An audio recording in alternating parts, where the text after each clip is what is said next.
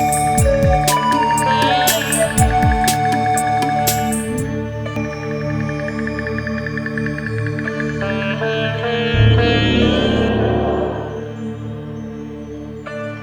Indonesia sejak dari awalnya itu sangat kosmopolit ya. Sangat kosmopolit artinya sangat terkait dengan berhubungan dengan bagian dunia yang lain gitu.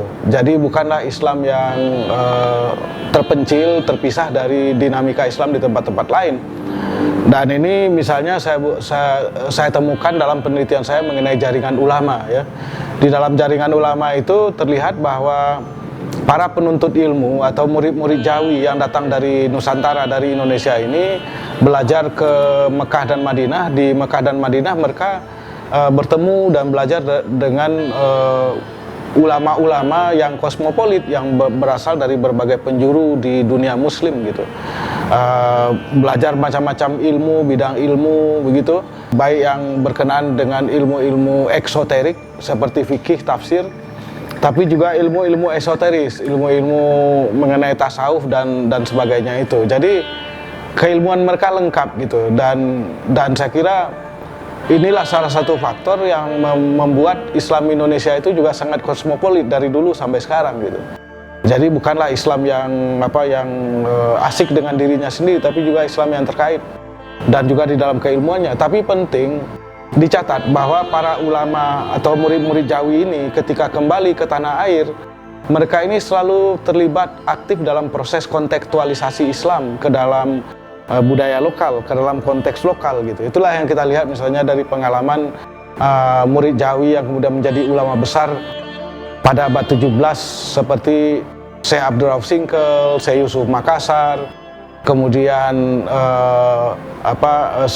Syekh Nuruddin Araniri, dan terus berlanjut ke abad 19 Syekh Abdul Samad Al-Palembani, Muhammad Arsyad Al-Banjari, kemudian pada abad 19 ada Syekh Nawawi Al-Bantani, Syekh Saleh Darat, kemudian ada Syekh Mahfuz At-Tirmasi. Semuanya mereka ini adalah orang-orang yang sangat kosmopolit, tapi juga pada saat sama selalu juga melakukan kontekstualisasi Islam, atau di dalam istilah yang pernah dipakai misalnya oleh almarhum Gus Dur itu pribumisasi Islam. Jadi kalau kita baca karya-karya ulama ini selalu ada kontekstualisasi gitu. Karena apa? Karena Islam yang aktual itu adalah Islam yang memang Islam yang bisa dikontekstualisasikan. Jadi bukan Islam yang dalam istilah saya itu Islam yang semata-mata hanya imported gitu ya, didatangkan dari tempat-tempat lain kemudian dicangkokkan di Indonesia. Sebaliknya jaringan para murid Jawi dan kemudian menjadi ulama besar di tanah air kita ini itu adalah ulama yang selalu memiliki pemikiran bagaimana Islam yang mereka pelajari di Mekah dan Madinah itu bisa terkontekstualisasi dengan bahasa lokal. Oleh karena itulah maka mereka juga sekaligus melakukan vernakularisasi Islam. Apa itu vernakularisasi Islam? Itu menjelaskan Islam dengan bahasa vernakular, bahasa lokal ya.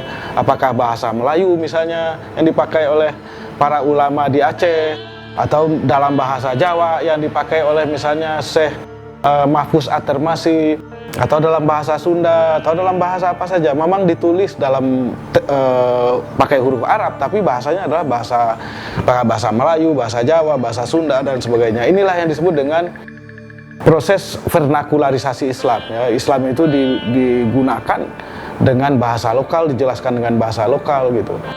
Sehingga kemudian dengan vernakularisasi ini maka kemudian Islam itu menjadi embedded, menjadi terpadu, menjadi integrated, menjadi bahagian integral dari budaya lokal begitu ya.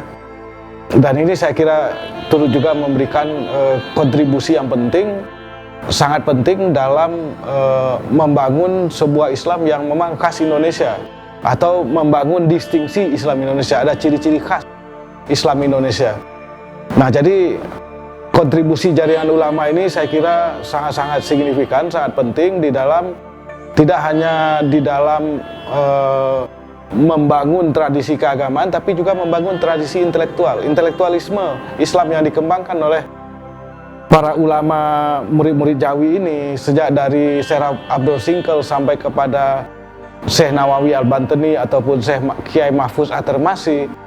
itu memiliki ketinggian ya, ketinggian keilmuan, ketinggian intelektualisme yang saya kira jika dibandingkan dengan pemikiran Islam yang berkembang di tempat-tempat lain, ya kita banggalah banggalah kita memiliki para pemikir Islam, para intelektual Islam yang seperti itu dengan karya-karya besarnya, yang saya kira karya-karya besar ini masih perlu kita kaji lebih jauh karena selama ini ya sudah dikaji juga, tapi masih banyak yang harus kita lakukan untuk mengungkapkan intelektualisme mereka yang memang menurut saya itu sangat-sangat terkemuka.